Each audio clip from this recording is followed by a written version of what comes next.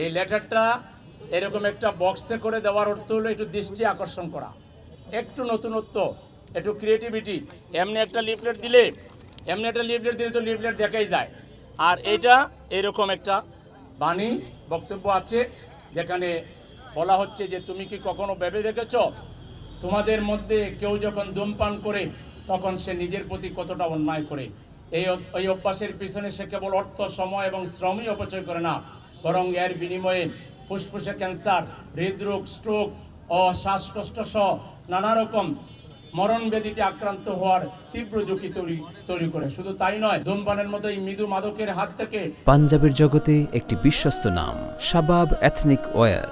হাত ধরেই অসংখ্য তরুণ একসময় পুরোদমে মাদকাসক্ত হয়ে পড়ে। ধীরে ধীরে সে শারীরিকভাবে ও মানসিকভাবে সমাজ থেকে বিচ্ছিন্ন হয়ে যায়। ফলে সমাজ, দেশ ও জাতির প্রতি তার যে দায়িত্ব, দায়বদ্ধতা রয়েছে তা পালনে সে ব্যর্থ হয়। তার জীবন নিমজ্জিত হয় অন্ধকারে।